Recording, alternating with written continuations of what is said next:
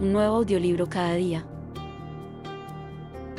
Las mejores obras maestras disponibles aquí. Con la mejor voz femenina real. Tu mejor opción. Audiolibros YouTube.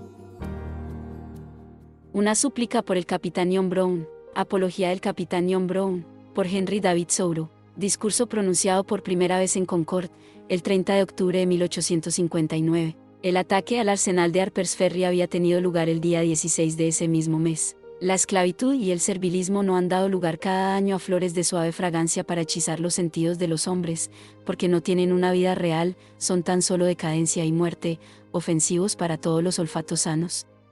No nos quejamos de que existan, sino de que no los entierren, incluso ellos son buenos como abono. Confío en que me perdonen por estar aquí. Preferiría no tener que forzarles a oír mis ideas, pero creo que no tengo más remedio.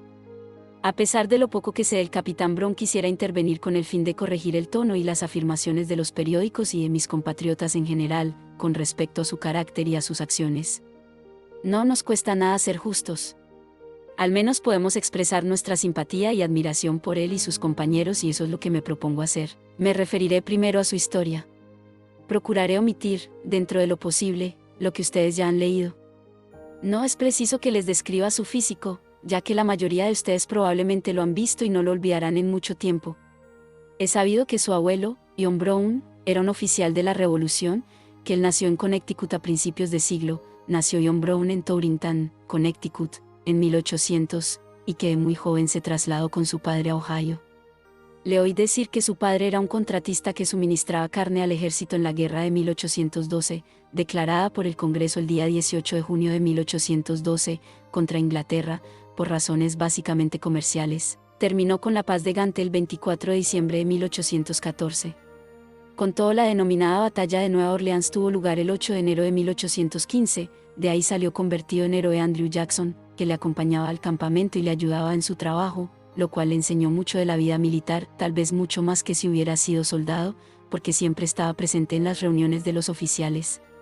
Su experiencia le enseñó sobre todo cómo se abastece y mantiene a los ejércitos en el campo de batalla, un trabajo que, según su opinión, requiere tanta experiencia y destreza como la propia estrategia de la lucha.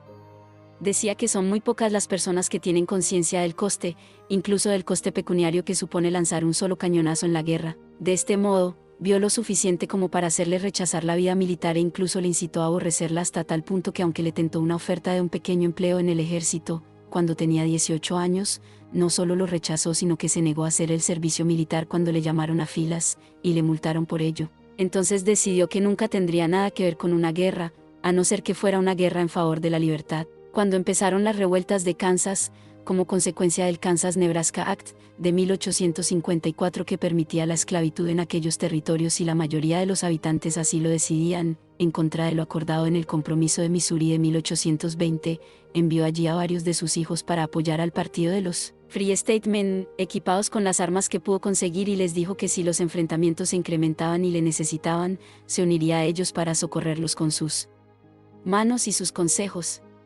Así lo hizo, como ya sabéis, y fue su contribución más que la de ningún otro, la que llevó la libertad a Kansas. Durante una época de su vida fue agrimensor y luego estuvo algún tiempo dedicado al comercio de lana y viajó a Europa como agente de este negocio.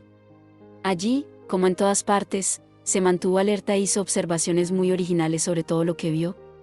Decía, por ejemplo, que había visto por qué la tierra era tan fértil en Inglaterra y en Alemania, creo recordar, tan pobre, y pensó en escribir a algunos miembros de la realeza al respecto.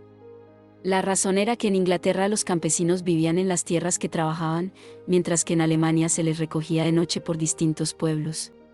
Es una pena que no haya escrito un libro con sus observaciones. Debo decir que fue un hombre anticuado debido a su absoluto respeto a la Constitución y a su fe en la estabilidad de esta Unión. Consideró la esclavitud como algo totalmente opuesto a ambas, y fue siempre su enemigo. Como se ve, reaparecen los dos viejos temas en litigio siempre, el de la integridad de la Unión por una parte, y el de la intangibilidad de la Constitución por otra. Fue un campesino de Nueva Inglaterra por nacimiento y ascendencia, hombre de gran sentido común, decidido y práctico como los de su clase, pero con esas cualidades multiplicadas por 10. Fue como el mejor de los que se reunieron en Concord Bridge, en Lexington Common y en Bunker Hill, gestas bélicas de la Guerra de la Independencia o Revolución Americana, pero más firme y de principios más elevados que los de cualquier otro que hubiera estado allí. no le convirtió en ningún predicador de la abolición. Ethan Allen y Stark. Allen se distinguió en Ticonderoga y Stark en Bunker Hill, con quienes se le compara en ciertos aspectos, fueron luchadores en un campo mucho menos importante. Ellos podían enfrentarse con valor a los enemigos de la patria, pero él tuvo el valor de enfrentarse a su propia patria cuando actuaba erróneamente. Un escritor del oeste dice, al contar su vida de tantos peligros, que se ocultaba bajo un traje de campesino, como si en esas tierras de llanuras lo apropiado fuera que un héroe se vistiera con un traje de ciudad. No se educó en una universidad llamada Harvard, buena y antigua alma mater como es. No se alimentó de la papilla que allí se elabora. Es conocida la poca simpatía que Sorow le mantuvo siempre a Harvard, no a pesar de haberse educado allí, sino quizá precisamente por ello. Esta actitud se la solía reprochar, como es lógico, el maestro Emerson. Como él solía decir, no sé más gramática que uno de vuestros terneros. Se educó en la gran Universidad del Oeste, donde asiduamente acometió el estudio de la libertad, por la cual había mostrado una temprana afición. Y, tras obtener diversos diplomas, finalmente comenzó su actividad pública de humanidades en Kansas, como todos sabéis. Esas eran sus humanidades y no el estudio de la gramática.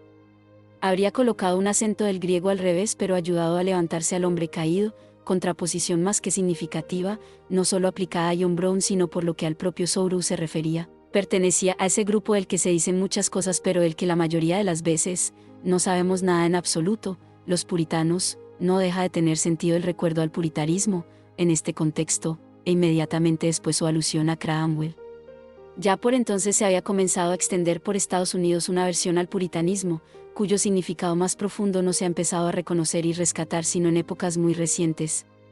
También en esto Sorow sabe detectar, con antelación, aquellos valores, con todos los aspectos negativos que se quiera. Matarle sería inútil. Murió al final de la época de Cromwell, pero reapareció aquí. ¿Por qué no? Se dice que algunos puritanos han venido aquí y se han establecido en Nueva Inglaterra. Era un grupo que hacía algo más que celebrar el día de la llegada a Plymouth de sus antepasados y comer maíz tostado en recuerdo de esa fecha. No eran ni demócratas ni republicanos sino tan solo hombres de costumbres sencillas, rectos y devotos, no confiaban en los gobernantes que no temían a Dios, no hacían demasiadas concesiones y no se dedicaban a la política. Si se dedicaron a la política, naturalmente, Sorow juega con el concepto, política, y políticos, en su momento fueron términos, para Sorow, sinónimos de oportunismo, corrupción, abuso de poder, y exhibicionismo papanatas. La paradoja de la frase de Sorow queda clara. En su campamento, como alguien ha escrito recientemente, y como yo mismo le he oído afirmar, no permitía la blasfemia, no toleraba la presencia de hombres de moral dudosa, a no ser, por supuesto, como prisioneros de guerra. Preferiría, dijo, tener la viruela, la fiebre amarilla y el sé cólera todos a la vez en mi campamento, antes que un hombre sin principios. Es un error el que cometen los nuestros cuando creen que los matones son los mejores combatientes o que son los adecuados para enfrentarse a los del sur. Dadme hombres de principios, hombres temerosos de Dios, orgullosos de sí mismos y con una docena me enfrentaré a otros 100 de esos rufianes de Beaufort. En mayo de 1856, un tal Jefferson Beaufort asoló Kansas con una pandilla de fascinerosos favorables a la esclavitud.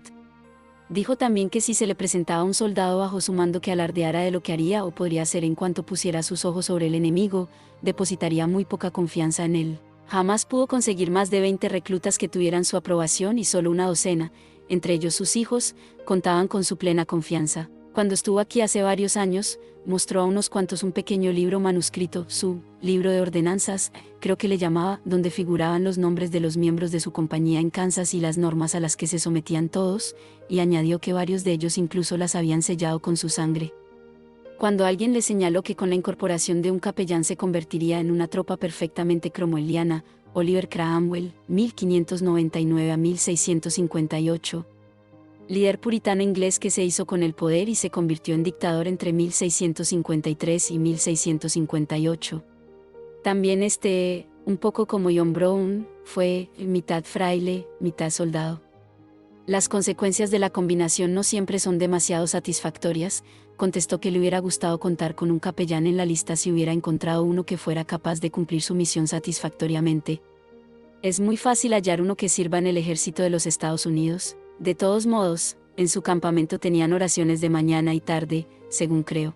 Fue un hombre de costumbres espartanas, y a los 60 años era muy escrupuloso con su dieta incluso fuera de casa, y se excusaba diciendo que debía comer frugalmente y hacer mucho ejercicio, como corresponde al soldado o a cualquiera que se prepare para empresas difíciles y lleve una vida arriesgada. Hombre de gran sentido común y de claridad de expresión y acción, un trascendentalista ante todo. Un hombre de ideas y de principios, eso era lo que más le caracterizaba. Sin rendirse al capricho del impulso fugaz sino persiguiendo toda su vida un mismo propósito. Me di cuenta de que nunca exageraba sino que hablaba dentro de los límites de la razón. Recuerdo en especial, como en el discurso que pronunció aquí, se refirió a lo mucho que su familia había sufrido en Kansas, pero sin dar rienda suelta a su furia contenida. Era como un volcán con la chimenea de una casa normal, refiriéndose a los ataques de ciertos rufianes de la frontera, Border Ruffians, en el original, pandillas de hombres armados que cometían las tropelías que se les antojaban, atemorizando a los antiesclavistas, dijo, cortando rápidamente su discurso, como un soldado con experiencia que hace acopio de valor y de fuerza, ¿tenían perfecto derecho a ser colgados? Nunca fue un orador retórico, no hablaba con Bankham o con sus electores en ninguna ocasión, no necesitaba inventar nada, simplemente decía la verdad y transmitía su propia firmeza, así es como conseguía parecer incomparablemente fuerte y la elocuencia en el Congreso o en cualquier otra parte tan solo le hubiera restado valía, eran como los discursos de Cromwell al lado de los de cualquier rey. Por lo que se refiere a su tacto y prudencia, tan solo diré que en una época en que nadie de los Estados Libres podía llegar a Kansas por un camino directo, por lo menos sin que se le despojara de sus armas, él, equipado con rifles y otras armas poco adecuadas que pudo conseguir, condujo un carro lentamente y sin ninguna protección a través de Missouri, aparentando ser un agrimensor con su teodolito bien a la vista, y así pasó sin sospechas y tuvo la oportunidad de conocer la situación del enemigo.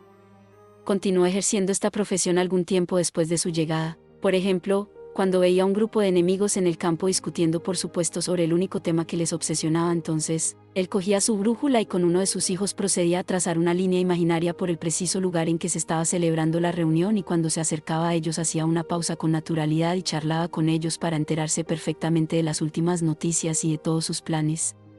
Tras completar su estudio real recogía sus instrumentos y seguía con el imaginario hasta que se perdía de vista. Cuando expresé mi sorpresa de que pudiera vivir en Kansas, donde habían puesto precio a su cabeza y tenía tantos enemigos, incluyendo a las autoridades, él lo explicaba diciendo, es perfectamente lógico que no me cojan. Durante varios años pasó la mayor parte del tiempo oculto en las ciénagas, sufriendo una absoluta pobreza y enfermo a causa de su vida a la intemperie, ayudado solo por los indios y unos pocos blancos. Pero aunque se supiera que estaba escondido en una determinada ciénaga, sus enemigos no se atrevían a ir a buscarlo. Incluso podía ir a cualquier ciudad donde hubiera más Border Ruffians que Free State Men y hacer algún recado sin entretenerse demasiado, y nadie le molestaba porque, como él decía, un simple puñado de hombres no se atrevía a acometer tal empresa y un grupo grande no se podía reunir a tiempo. No conocemos las razones de su reciente fracaso. Evidentemente no se trató de una tentativa insensata y desesperada. Su enemigo, M.R. Vallandigham, congresista demócrata por Ohio. Por estas fechas ha cristalizado en Estados Unidos el sistema bipartidista, aunque hay que señalar que por aquel entonces los demócratas eran más bien los conservadores, y los republicanos significaban una instancia política algo más progresista. Lincoln, por supuesto, fue republicano, se ve obligado a confesar que fue una de las conspiraciones mejor planeadas y llevadas a cabo que jamás haya fracasado, pero había que mencionar sus otros muchos éxitos.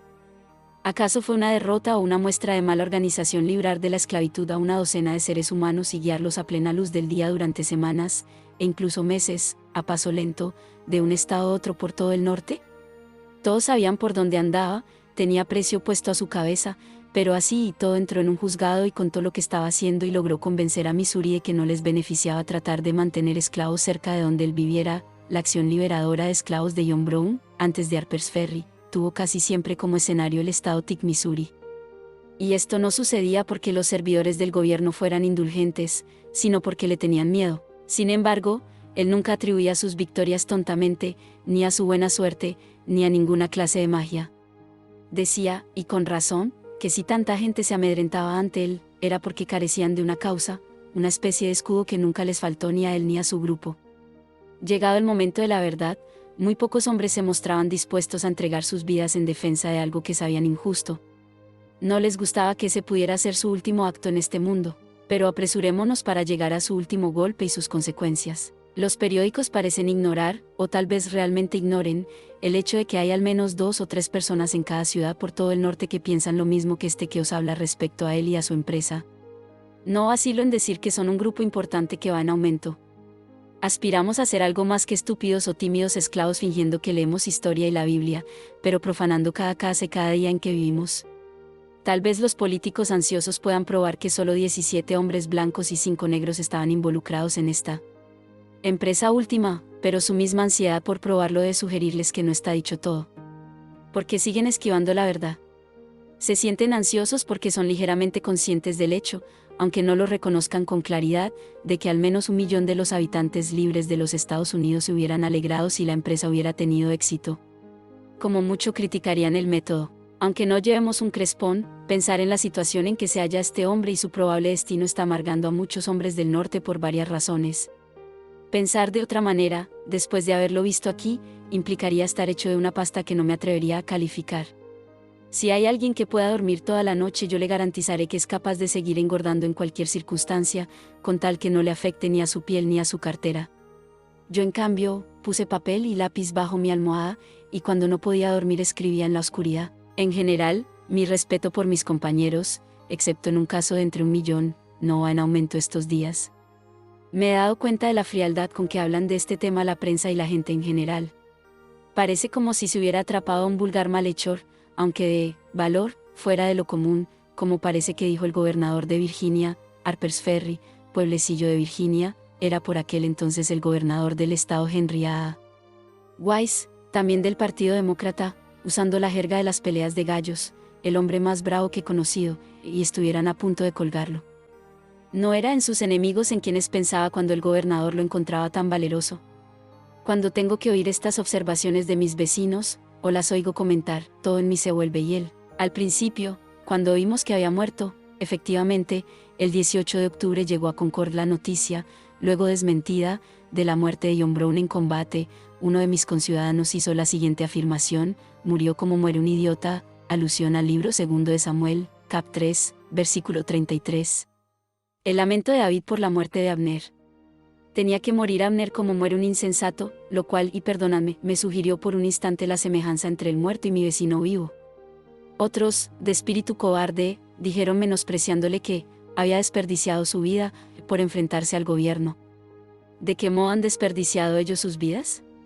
Parece como si elogiaran a un individuo que hubiese atacado él solo a una vulgar banda de ladrones y asesinos. Oigo que otro pregunta, con un estilo yanqui, ¿qué gana con eso? El utilitarismo inmediato, herencia de la mentalidad de Franklin, virtud típica del yanqui, según Souro. Sus constantes ataques a este espíritu adquisitivo ha quedado puesto de relieve en el estudio preliminar, como si hubiera pretendido llenarse los bolsillos con esta empresa. Tal sujeto no entiende posible que exista otro tipo de beneficio distinto del material. Si no nos conduce a una fiesta, sorpresa, si no nos proporciona un par de botas nuevas o un voto de gracias, debe considerarse un fracaso. Pero no va a ganar nada con ello.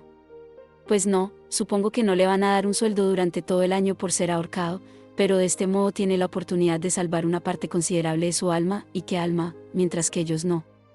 No hay duda de que en vuestro mercado dan más por 1 litro de leche que por 1 litro de sangre, pero no ese es el mercado al que llevan su sangre los héroes. Estos hombres no saben que el fruto sale según la semilla, y que en el mundo de la moral, cuando se siembra buena semilla, es inevitable un buen fruto, y no depende de nuestro riego y nuestro cultivo. Del mismo modo, cuando siembras o entierras a un héroe en su patria, una cosecha de héroes surgirá sin duda.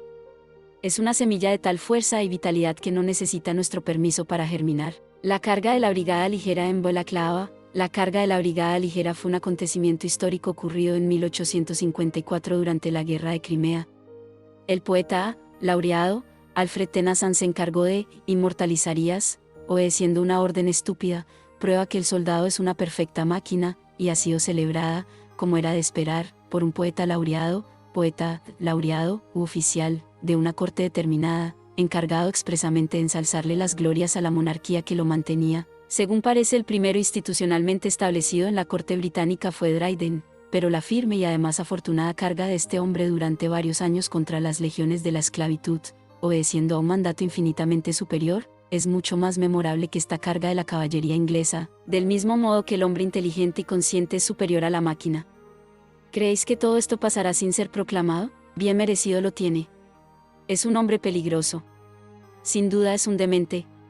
Por tanto proceden a vivir sus sanas, sabias, así como admirables vidas, leyendo algo de Plutarco pero principalmente parándose ante las proezas de Putnam, Israel Putnam, héroe legendario también de Bunker Hill.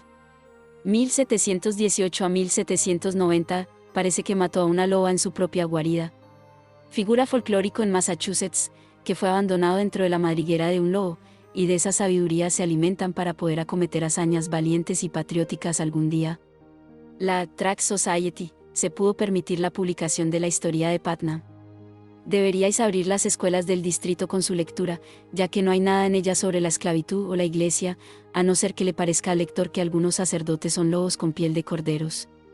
La Junta Americana de Delegados para las Misiones Extranjeras podría incluso atreverse a protestar contra ese lobo. He oído hablar de juntas y de juntas americanas, pero da la casualidad de que nunca he oído hablar de este barullo en concreto, hasta hace muy poco. Y además he sabido que hombres y mujeres y niños del norte, familias enteras, se hacen socios de por vida de tales sociedades. Socio de por vida de una tumba.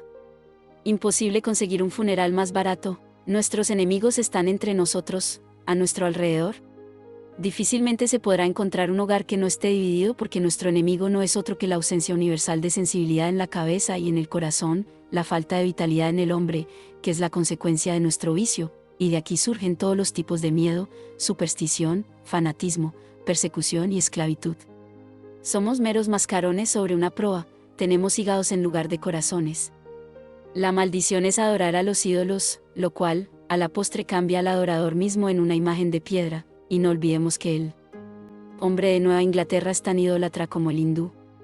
En cambio este hombre fue una excepción, porque no levantó ni siquiera un ídolo político entre él y su Dios, una iglesia que mientras exista no dejará de excomulgar a Cristo. Abajo con vuestras iglesias anchas y bajas y vuestras iglesias estrechas y altas. Da un paso adelante e inventad un nuevo estilo de retretes. Inventad una sal que os salve y proteja nuestro olfato. Evangelio según Mateo, cap 5, versículo 13. Vosotros sois la sal de la tierra. Y si la sal se pone sosa, ¿con qué se salará? El cristiano moderno es un hombre que ha conseguido recitar todas las plegarias de la liturgia, con tal que se le deje después ir derecho a la cama y dormir en paz. Todas sus oraciones empiezan con, ahora me acuesto a dormir, y siempre está esperando el momento de ir a su descanso eterno. Ha consentido también, hasta cierto punto, en llevar a cabo ciertas caridades de viejo uso, pero no quiere oír hablar de ninguna de nueva instauración, no quiere tener ningún artículo suplementario añadido a su contrato, para adaptarlo a los nuevos tiempos. Muestra el blanco de sus ojos el domingo y el negro el resto de la semana. El mal no es solo una parálisis de la sangre sino también del espíritu. Sin duda alguna, muchos de ellos tienen buena intención pero son perezosos por naturaleza y por hábito, y no pueden concebir que un hombre se mueva por motivos más elevados que los suyos. En consecuencia, declaran a este hombre demente porque saben que en toda su vida ellos mismos nunca podrían comportarse como él. Soñamos con países extraños, con otras épocas y otras razas, situándolos en el tiempo y en el espacio, pero deja que nos ocurra algún suceso importante como el presente y descubriremos la distancia y el desconocimiento que media entre nosotros y nuestros vecinos más próximos. Ellos son nuestras Austrias, nuestras Chinas y nuestras islas del Mar del Sur. Nuestra sociedad amontonada, abre espacios de repente, es limpia y hermosa a la vista, una ciudad de grandes distancias. Esa es la razón por la que hasta ahora nunca hablamos pasado de los cumplidos y de un trato superficial con los demás. De pronto nos hacemos conscientes de que hay tantos kilómetros entre ellos y nosotros como entre un tártaro vagabundo y una ciudad china. El hombre reflexivo se convierte en un ermitaño en medio del bullicio del mercado. Mares impracticables se interponen de repente entre nosotros o mudas estepas se extienden ante nosotros. Es la diferencia de manera de ser, de inteligencia y de fe, y no los arroyos y las montañas los que originan auténticos e intransitables límites entre los individuos y entre los estados. Únicamente los que piensan igual que nosotros pueden acudir con pleno derecho a nuestra corte. He leído todos los periódicos que pude conseguir la semana siguiente a este suceso, y no recuerdo que hubiera entre ellos una sola expresión de simpatía hacia este hombre. Desde entonces he leído una sola afirmación sensata y era en un periódico de Boston y no en el editorial. Algunos periódicos de gran extensión decidieron que no se imprimiría el informe completo de las palabras de Brown, para no excluir otros temas. Fue como si el editor hubiera rechazado el manuscrito del Nuevo Testamento para publicar el último discurso de Wilson, Henry Wilson, senador republicano por Massachusetts. El mismo periódico que incluía esta noticia tan valiosa se dedicaba esencialmente, en columnas paralelas, a los informes de las convenciones políticas que se estaban celebrando. La comparación producía vértigo. Debieron haber evitado el contraste y haberlo publicado como un extra, al menos. Pasar de las palabras y los hechos de hombres serios al cacareo de las convenciones políticas, candidatos a puestos públicos y habituales del discurso que carecen de toda honestidad y además de ser un fraude se permiten presumir. Su gran juego es el juego de las pajas, o mejor ese juego a origen universal de los dados con el cual los indios exclamaban hab, hab. Los primeros colonos de Nueva Inglaterra le aplicaron el término de origen celta, habab, a una especie de juego de dados que los indios practicaban, utilizando huesos, en una bandeja o fuente, Norton. Jugar a la taba. Excluid los informes de las convenciones políticas o religiosas y publicad las palabras de un hombre vivo, pero no me opongo tanto a lo que han omitido como a lo que han publicado. Incluso el Liberator, semanario extremadamente abolicionista, lo calificó de un esfuerzo equivocado, salvaje y aparentemente loco.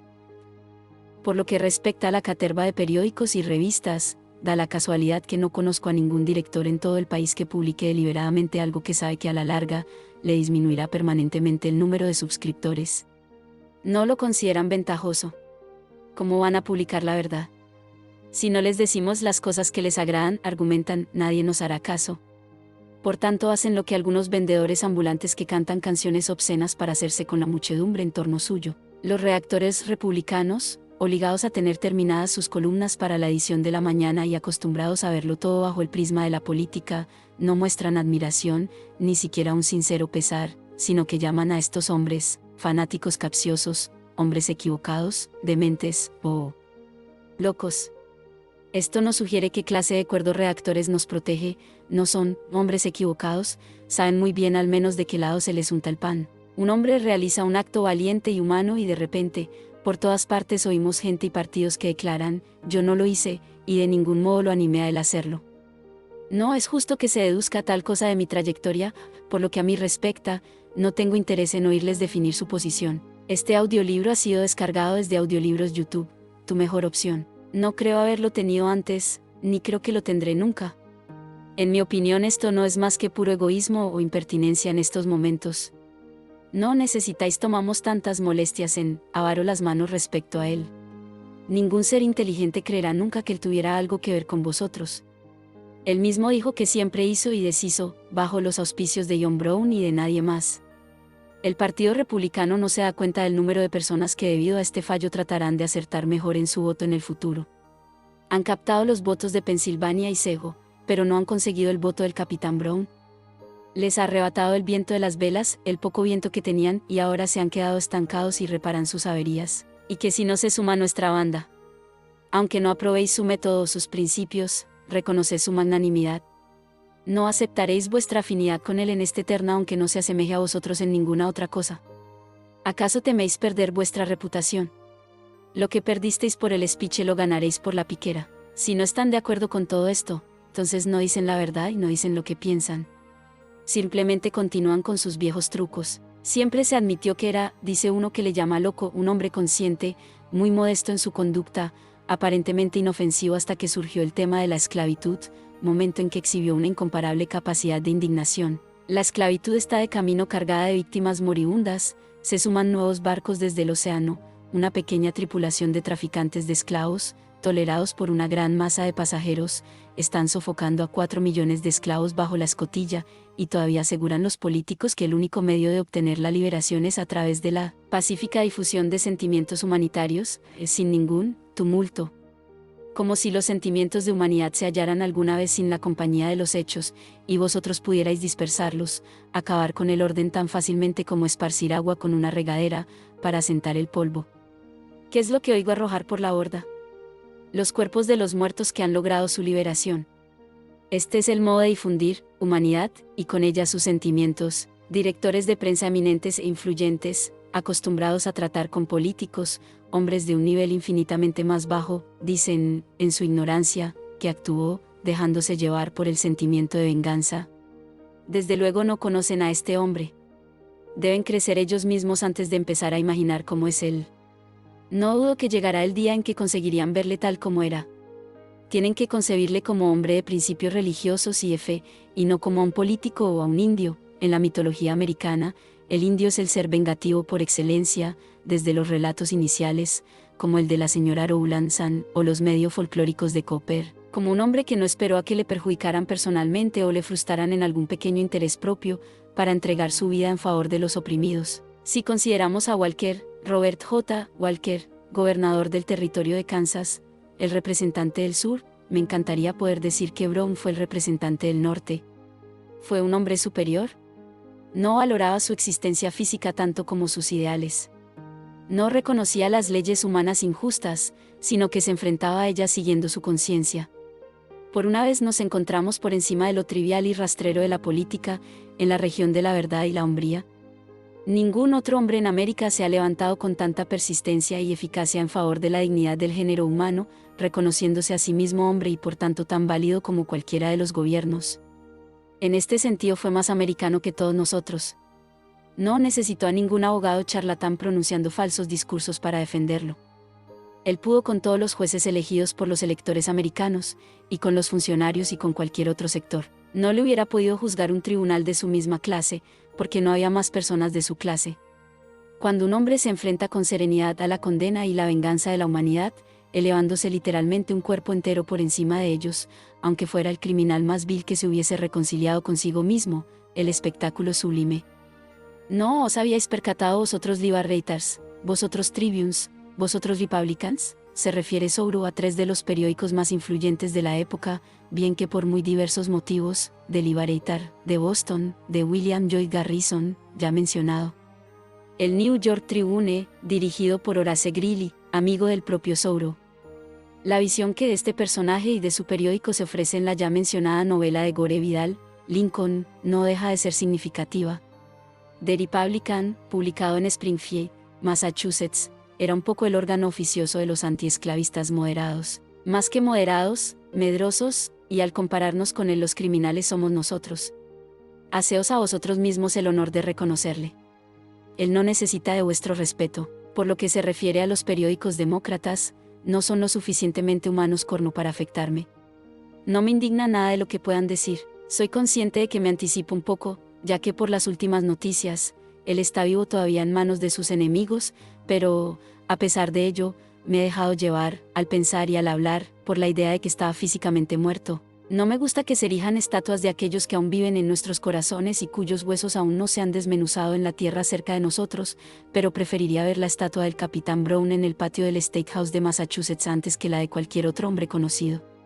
Me congratulo de vivir en estos tiempos, de ser contemporáneo suyo. Qué contraste cuando nos volvemos hacia ese partido político, se refiere Souro al Partido Republicano para quien, a pesar de su declarado anti-esclavismo, la acción de Brown u otras parecidas, las consideraban peligrosas, inoportunas y de muy dudosa eficacia política, que está tan ansioso de quitárselo de en medio, a él y a su conspiración, y busca por todas partes un dueño de esclavos disponible que figure como candidato, uno que al menos haga cumplir la ley de esclavos fugitivos, y todas las demás leyes injustos contra las cuales él levantó sus armas con el fin de anularlas. Demente.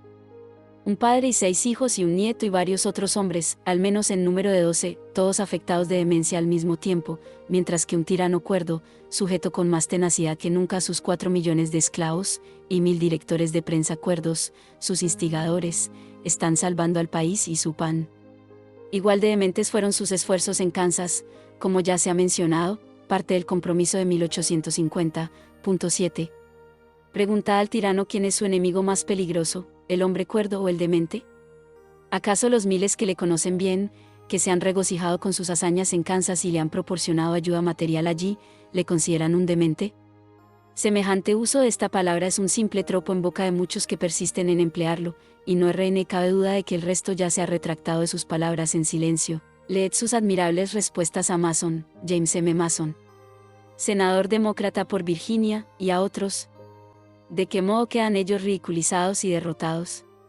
Por un lado preguntas medio torpes, medio tímidas, por el otro, la verdad, clara como la luz estrellándose contra sus sienes obtusas. Están hechos para figurar junto a Pilatos y Gessie, de Pilatos no es menester hablar. Gessie, represor austríaco en Suiza, asesinado por Guillermo Tell durante la Guerra de Independencia y la Inquisición. Qué ineficaces sus palabras y sus acciones, y qué vacíos sus silencios. No son más que herramientas inservibles a esta gran empresa. ¿No fue ningún poder humano el que les congregó en torno a este predicador? ¿Para que han enviado a Massachusetts y al norte a unos cuantos cuerdos representantes del Congreso, estos últimos años, para declarar con todas sus fuerzas cuáles son sus sentimientos? Todos sus discursos juntos y reducidos a la más simple expresión, probablemente ellos mismos lo confiesen así, no alcanzan la rectitud y la fuerza propias de hombres, y en vez de la verdad simple, hacen alusiones casuales al loco John Brown en la sala de máquinas en Harper's Ferry, a ese hombre que estáis a punto de ahorcar, de enviar al otro mundo, aunque allí no será vuestro representante. No, no ha sido representante nuestro en ningún sentido. Fue una clase de hombre demasiado justo para representar a seres como nosotros.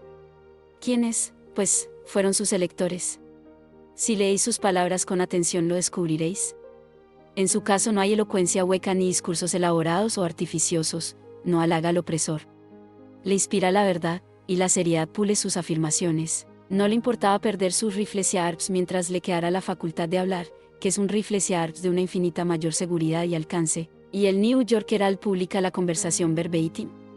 Esa publicación ignora que se ha convertido en vehículo de unas palabras inmortales. No siento ningún respeto por la perspicacia de cualquiera que, después de leer esa conversación, aún insista en que es la palabra de un loco. Suena con una mayor cordura de la que pueden proporcionar una disciplina normal y los hábitos de vida organizados y seguros. Extraed cualquier frase, toda aquella pregunta que pueda contestar con sinceridad la contestaré así y no de otro modo. En lo que a mí respecta, he hablado con total veracidad. Señores, yo valoro mi palabra.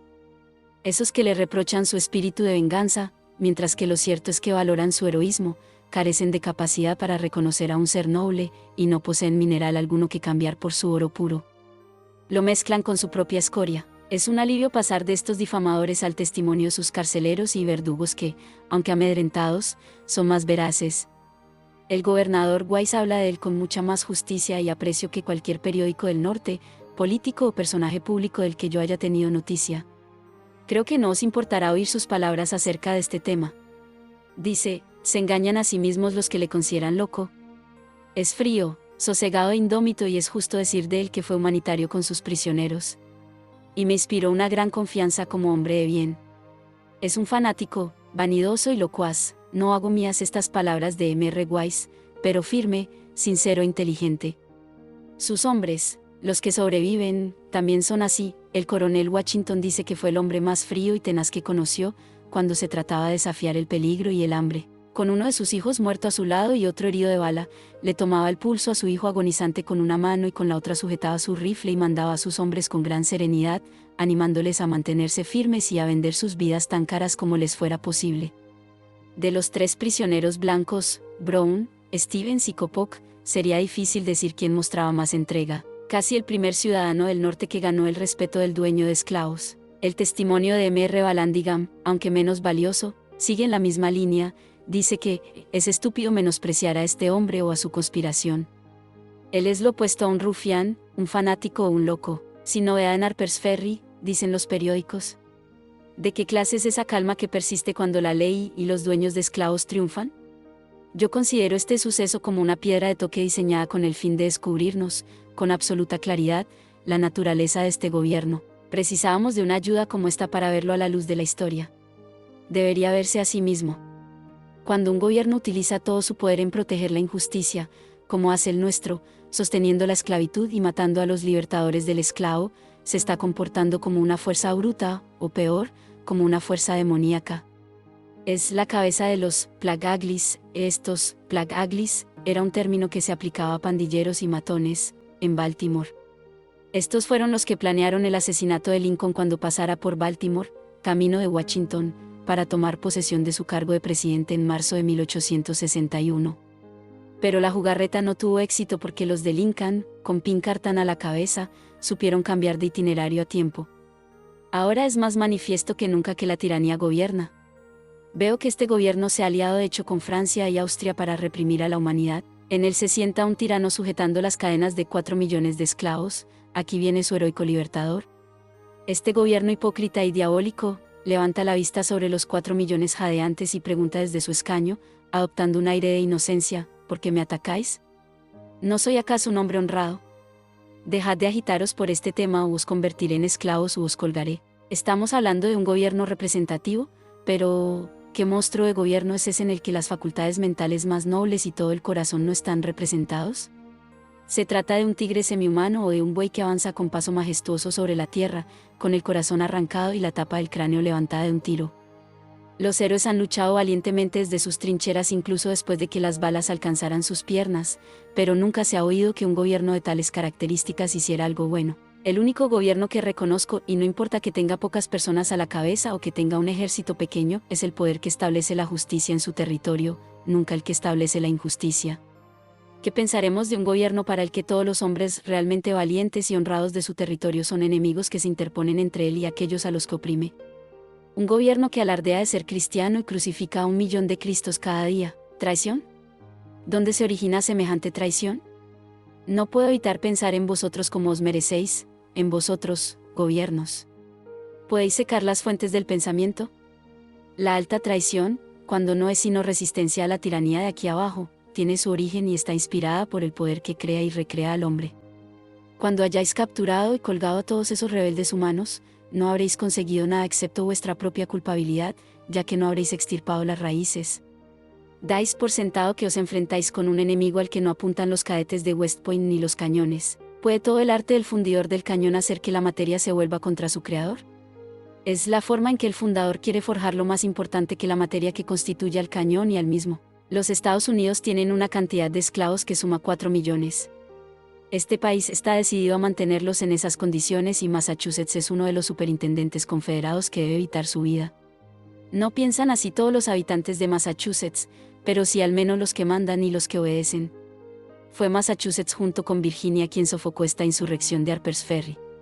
Tras enviar allí a los soldados deberá pagar el castigo por su pecado. Suponed que exista en este estado una sociedad que, de su propio bolsillo y por su magnanimidad, salve a todos los esclavos fugitivos que acuden a nosotros, proteja a nuestros conciudadanos de color y deje el resto del trabajo al así llamado gobierno. ¿No te supondría eso perder rápidamente sus funciones de gobierno y hacerse despreciable para la humanidad?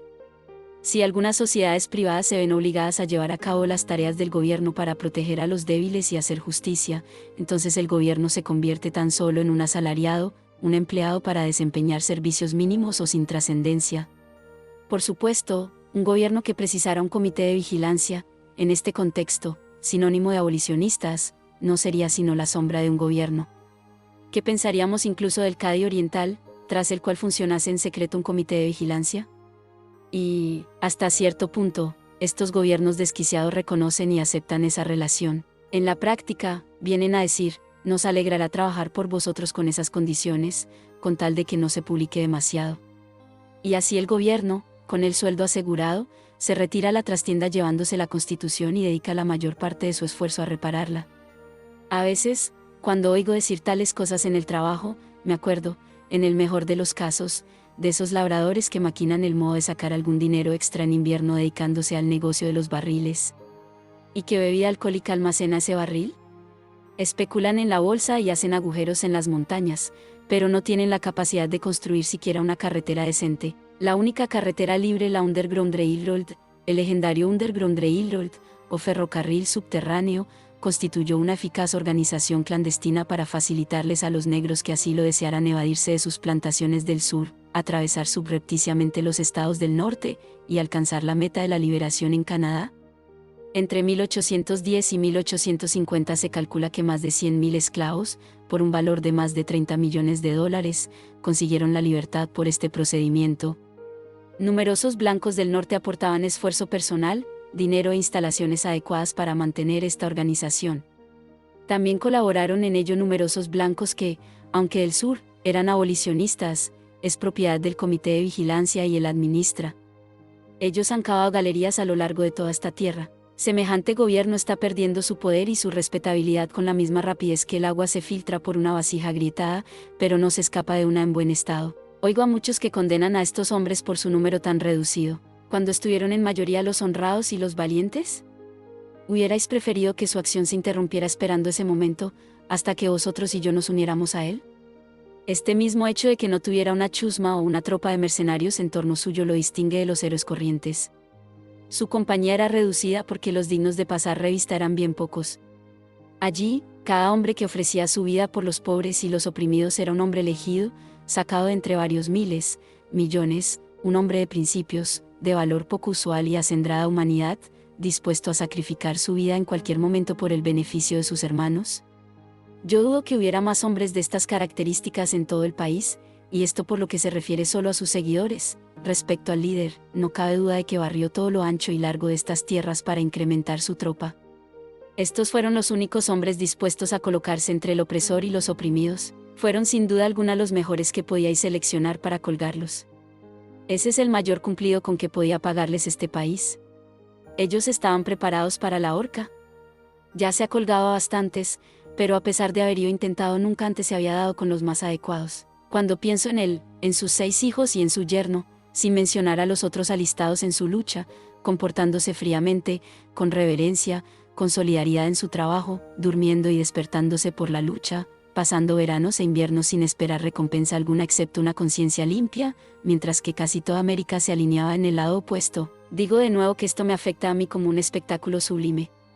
Si él hubiera tenido algún periódico apoyando su causa, un órgano, como se suele decir, repitiendo monótona y tristemente la misma vieja canción y después pasar a la gorra, eso hubiera sido fatal para su eficacia. Ese, hubiera manifestado de algún modo su enfrentamiento al gobierno, hubiera resultado sospechoso. Lo que le distinguía de todos los reformadores que conozco hasta hoy era el hecho de que no estaba dispuesto a pactar con el tirano. Su peculiar doctrina era que un hombre tiene perfecto derecho a interferir por la fuerza contra el amo, como medio para rescatar al esclavo.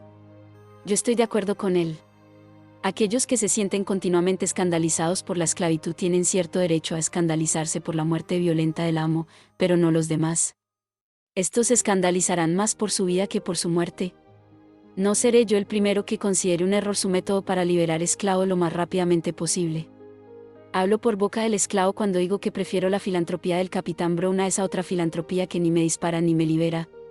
De todos modos, no creo que sea bueno pasarse la vida hablando o escribiendo sobre este tema, a no ser que uno esté continuamente inspirado, y yo no lo estoy. Un hombre puede tener otros asuntos legítimos que atender. Yo no deseo matar ni ser matado, pero puedo vislumbrar circunstancias en las cuales ambas cosas me resulten inevitables. Mantenemos la llamada paz de nuestra comunidad con pequeños actos de violencia cotidiana, ahí está la porra del policía y las esposas, ahí tenemos la cárcel, ahí tenemos la horca, ahí tenemos al capellán del regimiento, confiamos en vivir a salvo únicamente fuera del alcance de este ejército provisional. Por tanto, nos protegemos a nosotros y a nuestros gallineros y mantenemos la esclavitud. Sé que la masa de mis compatriotas piensan que el único uso justo que se puede hacer de los rifles y ARPS y de los revólveres es librar duelos cuando otras naciones nos insultan, o cazar indios, o disparar a los esclavos fugitivos o cosas parecidas. Yo creo que por una vez los rifles y ARPS y los revólveres se emplearon en una causa justa. Los instrumentos estaban en las manos del que sabía utilizarlos. La misma indignación que se dice vació el templo, Evangelio según Mateo, cap 21, versículos 12 a 13, una vez, volverá a vaciarlo. La cuestión no está en el arma, sino en el espíritu con que se use. No ha nacido todavía ningún hombre en América que amara tanto a sus semejantes y les tratara con tanta ternura. Vivía para ellos. Tomó su vida y se la ofreció a ellos. ¿Qué clase de violencia es esa que promueven, no los soldados, sino los pacíficos ciudadanos, no tanto las sectas no pacifistas, sino los cuáqueros, y no tanto los hombres cuáqueros como las mujeres cuáqueras? Los cuáqueros, desde los tiempos de John Woolman incluso antes, eran decididamente anti-esclavistas, protectores y defensores de los indios, pacifistas, objetores de conciencia, y por todo ello los puritanos les declararon guerra a muerte y persecución implacable. El diario de John Woolman es un texto modélico en este sentido. Este suceso me recuerda que existe algo llamado muerte, la posibilidad de la muerte de un hombre. Parece como si todavía no hubiera muerto ningún hombre en América, ya que para morir, uno tiene que haber vivido antes. Yo no creo en los coches fúnebres, los paños mortuorios y los funerales que han tenido. No hubo muerte en esos casos porque no hubo vida, simplemente se pudrieron y se degradaron bajo la tierra del mismo modo que se habían podrido y degradado en vida.